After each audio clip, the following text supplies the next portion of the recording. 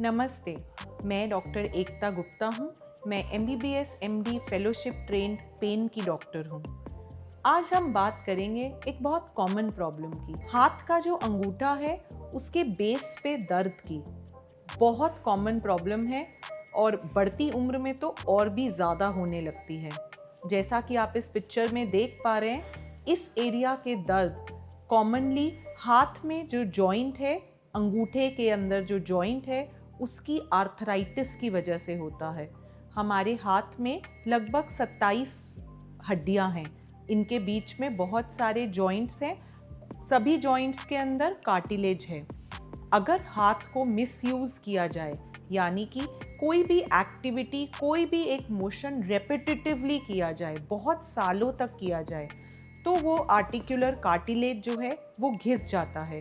इसमें सबसे कॉमन है थंब के बेस पे और रिस्ट के पास जो हड्डी है उस कार्टिलेज का घिसना, वहाँ की गठिया, वहाँ की आर्थराइटिस।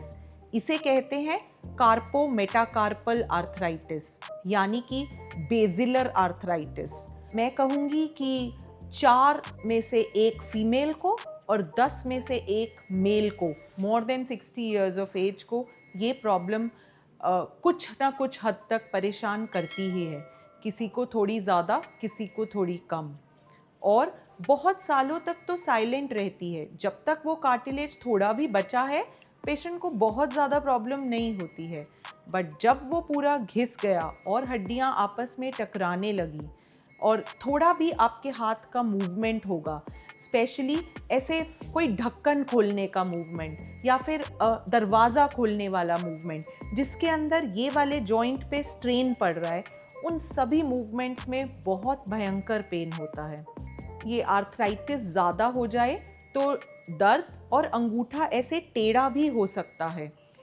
साथ में अगर हम एक्सरे करें, मरीज़ हमारे पास आता है, हम उसका एक्सरे कराते हैं। मोस्ट पेशेंट्स में, 90% से ज़्यादा पेशेंट्स में एक्सरे में क्लियरली ये प्रॉब्लम दिख जाती है कि जॉइंट के बीच में स्पेस कम हो गया है और दोनों हड्डी आपस में टकरा रही हैं। जैसा कि मैंने कहा, इसे कहते हैं CMC joint arthritis, carpometacarpal joint arthritis.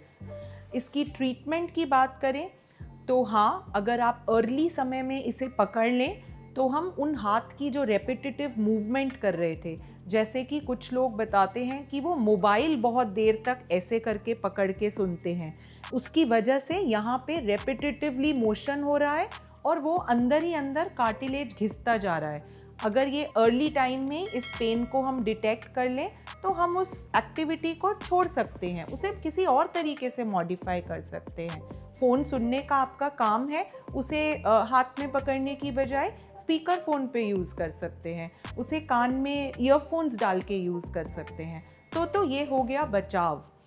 लेकिन अगर किसी वजह से आप तब नहीं जान पाए, दर्द ज़्यादा नहीं हुआ, अब आपको अचानक दर्द हो गया है, तो हम शुरू करेंगे treatment normal anti inflammatory agent से, यानी कि वहाँ पे जो सूजन कम करे ऐसी दवाइयों से।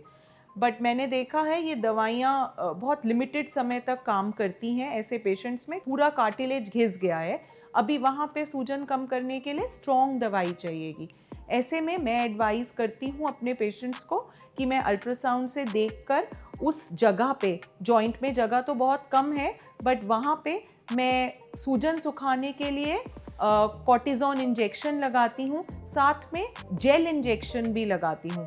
वही जेल इंजेक्शन जो घुटनों में भी रेकमेंडेड होता है, उसकी कम डोज में बहुत स्टडीज़ में देखा गया है कि उसे इधर की आर्थराइटिस में भी डालने से इट इज़ वेरी सेफ, और उससे इंजेक्शन का असर जो है वो कुछ महीनों से बढ़ जाता है। जिस इंजेक्शन का असर साल भर रहना था, वो जेल इंजेक्शन डालने से और लंबे टाइम तक आपको आराम दे देता है। उस बीच आप अपने अंगूठे को थोड़ा रेस्ट दे सकते हैं। दिन में 6 से 7 घंटे थंब स्प्लिंट्स आते हैं जो कि इस जॉइंट को थोड़ा इमोबिलाइज कर रहे हैं। आप जानते हैं, जब भी कोई हड्डी टूटती है या जॉइंट में प्रॉब्लम होती है, अगर हम उसे कुछ समय के लिए इमोबिलाइज कर दें, यानी कि उसकी मूवमेंट रोक दें, तो वहाँ पे होने वाली रगड़ और सूजन कम हो जाएगी, आपका दर्द कम हो जाएगा। हाँ, हम इस स्प्लिंट को बहुत लंबा नहीं पहन सकते हैं बिकॉज़ फिर इतना स्टिफ हो जाएगा कि अगर दर्द नहीं भी है तो बट अंगूठा हिलाना ही पॉसिबल नहीं होगा, आप उससे कुछ काम नहीं कर पाएंगे। तो हाँ, कुछ घंटे के लिए ये स्प्लिंट पहनना फ़ायदेमंद है। और हम बहुत एंड स्टेज में अगर इन सब चीज़ों से फ़ायदा नहीं हो रहा है तो ही हम सर्जरी की तरफ सोचते हैं। सर्जरी थोड़ी सी ट्रिकी है, एक हैंड स्पेशलिस्ट सर्जन की ज़रूरत होगी। वो इन दो हड्डियां जो आपस में टकरा रही हैं उनमें से एक छोटी वाली हड्डी को बाहर निकाल देते हैं और वहाँ पे एक टेंडन फिक्स कर देते हैं, जिससे थोड़े दिन डेफिनेटली स्टिफनेस और दर्द रहता है। रिकवरी प्रोलॉन्ग्ड होती है इस सर्जरी की अगर ये की जाए तो मैं आपको कहूँगी कि अगर आपको ऐसा थंब के बेस पे कोई भी पेन है, उसे समय रहते उसका ट्रीटमेंट करें सो दैट आप ऐसी सिचुएशन में नहीं पहुँच जाएं कि उसके बाद पूरा कार्टिलेज घिस गया है और नॉर्मल चीज़ों से आपको पेन का रिलीफ नहीं मिल पा रहा है। इसलिए डेफिनेटली आप थंब के पेन को छोटा समझकर उसे इग्नोर नहीं करें और सही डॉक्टर के पास जाके उसका सही ट्रीटमेंट कराएं। आप हमें भी कंसल्ट कर सकते हैं और नीचे दिए गए नंबर्स पे और वेबसाइट पे जाने से आपको इसके बारे में और ज़्यादा नॉलेज मिल सकती है। Thank you.